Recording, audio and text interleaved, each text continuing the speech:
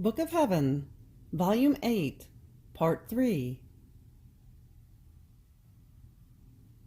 February 16th, 1908. How the cross is the surest sign to know whether we love the Lord. As I was in my usual state, I was thinking about why it is the cross alone that makes us know whether we really love the Lord, while there are many other things, like the virtues, prayer, the sacraments, that could make us know whether we love the Lord. While I was thinking of this, blessed Jesus came and told me, "My daughter, it is really so. The cross alone is that which makes one know whether he really loves the Lord. But a cross carried with patience and resignation, because where there is patience and resignation in crosses, there is divine life. Since nature is so reluctant to suffering, if there is patience, it cannot be something natural, but divine, and the soul no longer loves the Lord with her love alone, but united with the love of the divine life. So, what doubt can she have whether she loves or not, if she arrives at loving him with his own love? On the other hand, in the other things, and even in the very sacraments, there also may be someone who loves, who contains this divine life within himself, but these things cannot give the certainty of the cross. It may be there, or it may not, because of lack of dispositions. One can very well go to confession, but if he lacks the dispositions, it certainly cannot be said that he loves, and that he has received this divine life within himself. Another may receive communion. Indeed, he receives the divine life, but he can only say that this divine life remains within him if he had the true dispositions. In fact, it can be seen how some receive communion or go to confession, but as occasions arise, the patience of divine life cannot be seen in them. And if patience is missing, love is missing, because love is recognized only through sacrifice. And so here are the doubts. While the cross, patience, resignation are fruits produced only by grace and by love. March 9th, 1908. The lives of all palpitated in the heart of Jesus. Continuing in my usual state, blessed Jesus came for just a little, and he seemed to draw near me, letting me hear the beats of his heart, but so very strongly, and many other little heartbeats palpitated in his heartbeat. He told me, "My daughter, this is the state in which my heart found itself in the act of my passion. All human lives palpitated in my heart, that with their sins were all in the attitude of giving me death. And my heart, in spite of their ingratitude, taken by violence of love, gave back life to all. This is why I palpitated so strongly, and in my heartbeat I enclosed all human heartbeats, making them rise again into heartbeats of grace, of love, and of divine delights." And he disappeared. In addition to this, having spent a day with many visits, I was feeling tired, and in my interior I was lamenting to our Lord, saying, "Move, creatures, away from me. I feel very oppressed. I don't know what they find or want from me. Have pity on the violence I do myself continuously to be with you in my interior and with creatures externally." At that moment the Queen Mamma came, and raising her right hand, pointing to my interior, in which there seemed to be lovable Jesus, told me, "My beloved daughter, do not oppress yourself. Creatures run to where there is a treasure. And since in you there is the treasure of sufferings, in which my sweet Son is enclosed, they come to you. You, however, while dealing with them, do not get distracted from your treasure, making each one love the treasure you contain within you. That is the cross and my Son. In this way you shall send them back all enriched." March 13th, 1908. The warmth of the union with Jesus dispels from the soul the cold of human inclinations. While I was in my usual state, a demon came who did strange things. But as soon as he disappeared, I no longer thought about it, to the point of forgetting about his strange behavior, occupying myself with my highest and only good. Later, however, a thought came to me. How bad and insipid I am! Nothing makes an impression on me. And blessed Jesus told me, "My daughter, there are certain regions in which the plants are not subject to cold, to frost, to snow, and therefore they are not stripped of their leaves, flowers, and fruits. And if they take some breaks, it is for a short time, so that when their fruits are picked, there may be the necessary time for others to grow. In fact, warmth fecundates them in an admirable way, and they are not subject to slowness, as the plants in cold regions.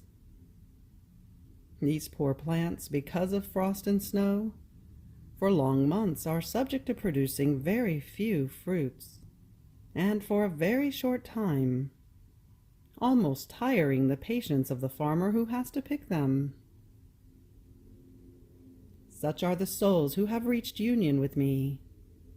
The warmth of my union dispels from them the cold of human inclinations, that, like cold, renders them sterile and stripped of leaves and of divine fruits. The frosts of passions, the snows of disturbances, block the fruits of grace in the soul.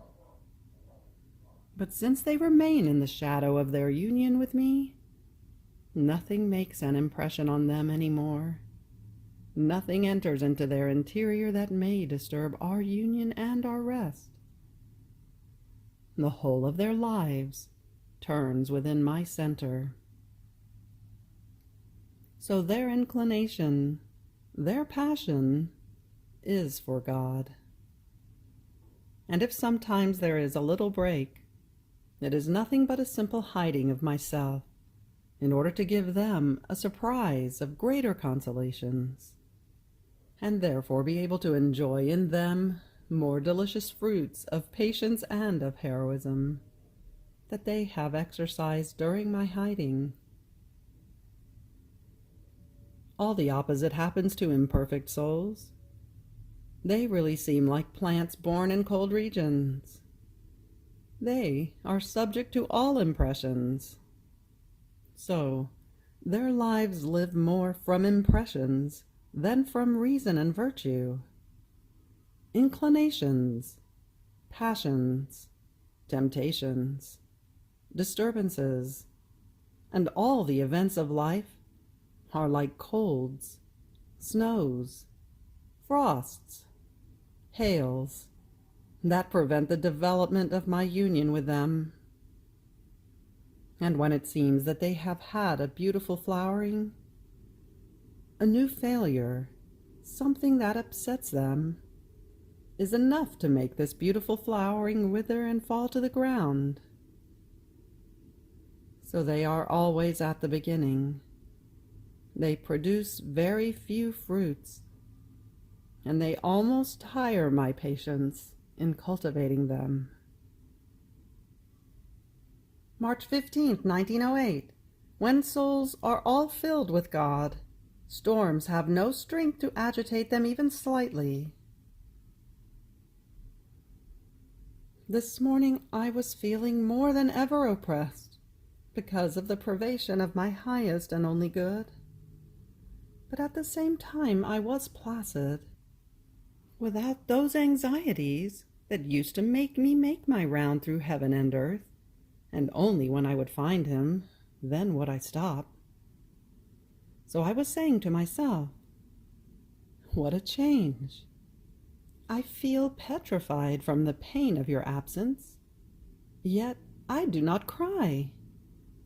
I feel a profound peace that invests me completely. Not a contrary breath enters into me.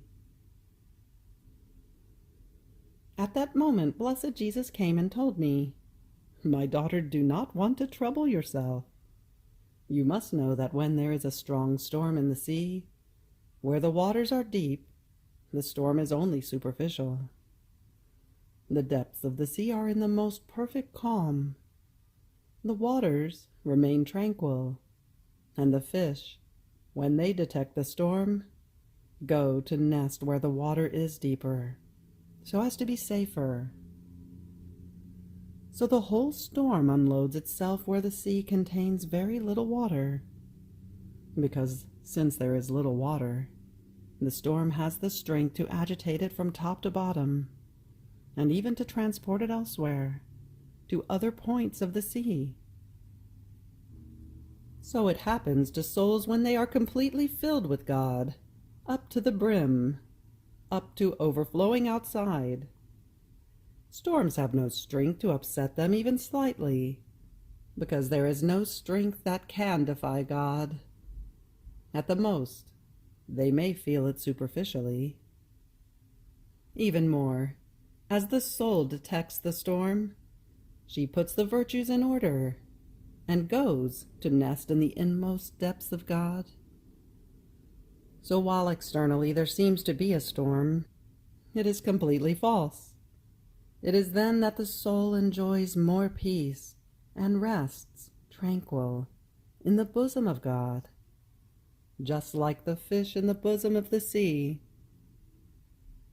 All the opposite for the souls who are empty of God, or contain just a little bit of God. Storms agitate them all over, and if they have a little bit of God, they waste it. Nor does it take strong storms to agitate them. The slightest wind is enough to make virtues flee from them. Even more, holy things themselves, that form a delicious pasture for those former souls who enjoy them to their fill, for these souls turn into storms. They are knocked about by all the winds. From no side is it ever dead calm for them, because reason demands that where the whole of God is not, the inheritance of peace is far away from them. March 22nd, 1908. The state of Luisa is a state of continuous prayer, of sacrifice, and of union with God. Continuing in my usual state, I found myself outside of myself, and I seemed to see initial M and other priests. Then a young man of divine beauty came, who drew near me and gave me some food, and I prayed him to share that food that he was giving me with initial M and others. So drawing near M, he gave him a good share of it, saying to him, "I share my food with you, and you satisfy my hunger by giving me souls," pointing to the work that M wants to do, and also exciting him strongly in his interior by giving him impulses and inspirations. Then he shared it with others. In the meantime, a venerable lady came out, and those who had received food from the young man drew around her and asked her what my state was. And the lady answered, The state of this soul is a state of continuous prayer, of sacrifice, and of union with God.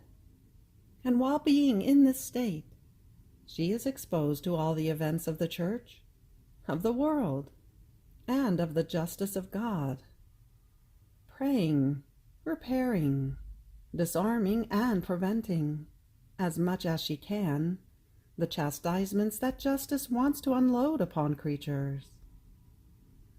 So things are all suspended.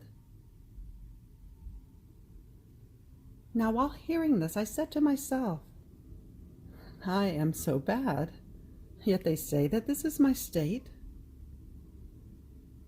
But in spite of this, I found myself near a little window up high, and from it I could see all that was being done in the church and in the world, and the scourges that were about to fall.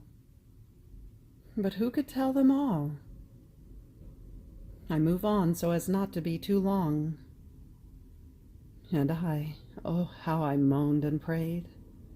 I would have wanted to tear myself to pieces in order to prevent all this. But all of a sudden, everything disappeared, and I found myself inside myself. March 25th, 1908. Temptations can be conquered easily.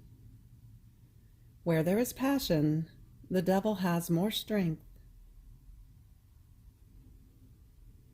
Continuing in my usual state, Blessed Jesus came for just a little and told me, "Daughter, temptations can be conquered easily, because the devil is the most cowardly creature that can exist, and a contrary act, a contempt, a prayer, are enough to make him flee. In fact, these acts render him even more cowardly than he is, and in order not to bear that confusion, as soon as he sees the soul resolute in not wanting to pay attention to his cowardice, he flees, terrified. Now, if the soul cannot easily free herself, it means that it is not only a temptation, but a passion rooted within the soul that tyrannizes her together with the temptation. Therefore, she is unable to free herself, and where there is passion, the devil has more strength to make fun of the soul. March 29th, 1908. Peaceful souls are the delight of God. This morning on coming, Blessed Jesus seemed to carry a black mantle, and drawing near me, he seemed to place me under it, saying, "In this way I shall envelop all creatures, as within a black mantle." And he disappeared. I remained concerned because of some chastisement, and I prayed him to come back, for I could no longer be without him. But I was as though bothered by that sight from before. Then, after much hardship, he came, carrying a cup filled with some liqueur. He gave me some to drink, and then he added, "My daughter, peaceful souls eat at my same table and drink at my cup, and the divine archer does nothing but dart through them continuously, and no dart is wasted. All of them wound the loving soul, and the soul faints, while the divine archer continues with his arrows that now make her die of love, now give her back new life of love. And from her wounds, the soul shoots her darts to wound he who has so much wounded her." So, a peaceful soul is the delight and the amusement of God, while with turbid souls, if the divine archer darts through them, the darts are wasted by the soul, leaving him embittered, and forming the diabolical amusement and taste. April 5th, 1908. All that the Queen Mamma contains has its origin in the Fiat. Continuing in my usual state, I found myself outside of myself, within a garden, in which I could see the Queen Mamma placed on a very high throne. I yearned to go up there to kiss her hand, and as I tried to go, she came to meet me, giving me a smacking kiss on my face.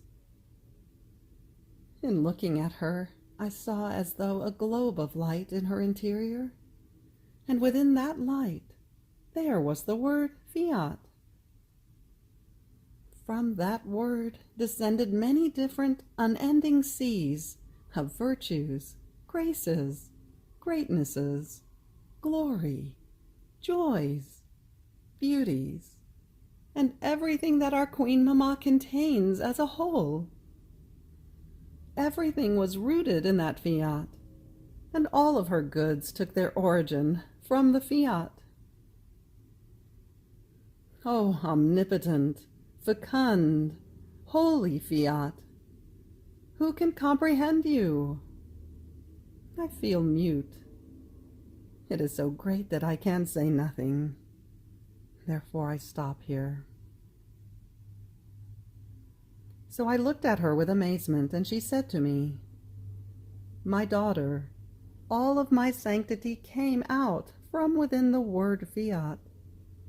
I did not move even for one breath, one step, one action, or anything at all, if not within the will of God. My life, my food, my all was the will of God. And this produced such sanctity, riches, glories, honors for me, not human, but divine. So the more the soul is united, identified with the will of God, the more she can be called holy, and she is loved more by God. And the more she is loved, the more she is favored, because her life is nothing but the product of the will of God. How can he not love her if she is his own thing?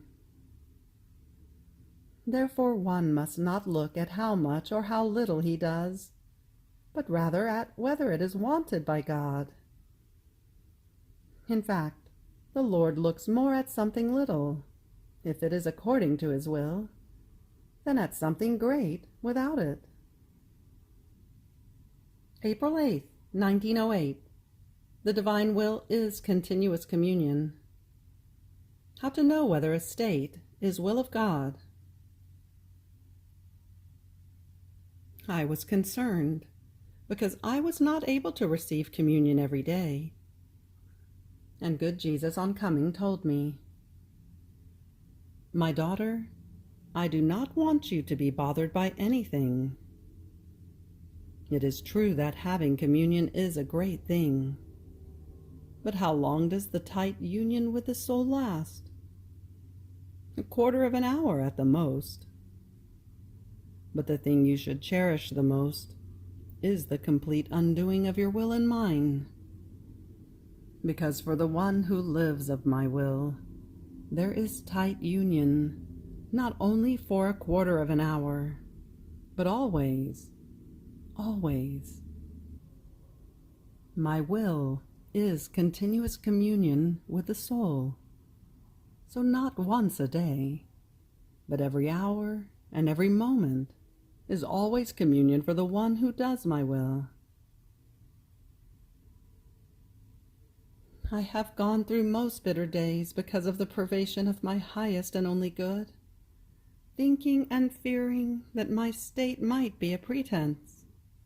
Being in bed, without movement or occupation, until the coming of the confessor, and without that usual doziness, tormented me and martyred me so much, to the extent of making me fall ill for the pain and the continuous tears.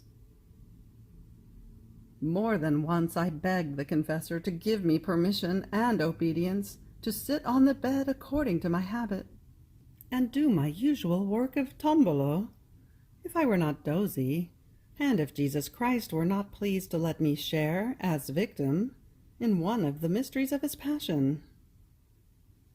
But he continuously, and absolutely prohibited it to me. Rather, he added that this state of mine, although I was deprived of my highest good, was to be considered as state of victim, because of the violence and the pain of the privation itself, and of obedience. I always obeyed, but the martyrdom of my heart was constantly saying to me, "Isn't this a pretense? Where is your doziness? Where your state of victim? And what do you suffer of the mysteries of the passion? Get up, don't make pretenses. Work, work. Don't you see that this pretense shall lead you to damnation?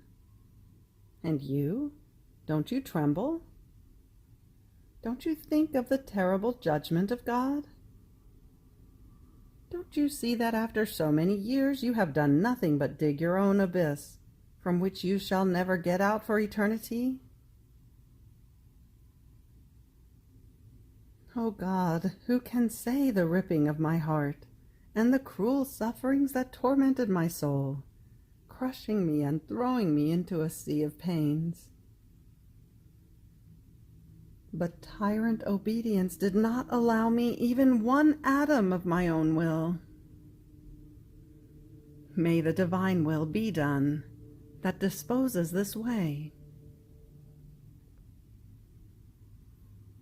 While in the midst of these cruel torments, last night, as I was in my usual state, I found myself surrounded by some people who were saying, "Recite a Pater, Ave, Gloria, in honor of Saint Francis of Paola, who shall bring you some refreshment for your sufferings."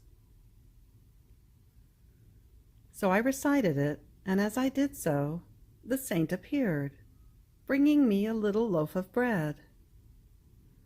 He gave it to me, saying, "Eat it." I ate it and felt all strengthened. Then I said to him, "Dear saint, I would like to tell you something." And he, all affability, "Tell me, what would you like to say?" And I fear very much that my state may not be will of God. Listen, in the first years of this illness, that occurred at intervals, I would feel our Lord calling me to become a victim. At the same time, I would be caught by internal sufferings and wounds, such that externally it appeared that I was having a fit. Now I feared that it was my fantasy that produced these evils. And the saint, the sure sign to know whether a state is will of God, is that the soul is ready to do otherwise, if she knew that the will of God was no longer that state. Not persuaded, I added, "Dear saint, I have not told you everything. Listen. The first ones were at intervals. Then from the time when our Lord called me to continuous immolation, it is 21 years since I have been always in bed, and who can tell my tribulations? Sometimes it seems that he leaves me. He takes suffering away from me, the only and faithful friend of my state, and I remain crushed without God, and even without the support of suffering, and so doubts and fears that my state may not be the will of God." And he, all sweetness, "I repeat to you what I have said to you before. If you are ready to do the will of God, if you knew it, then your state is his will. Now, I very much feel within my soul that if I knew the will of God with all clarity, I would be ready to follow this holy volition at the cost of my life. So I remained more tranquil. May the Lord be always thanked. You have reached the end of the Book of Heaven, Volume 8, Part 3. Fiat.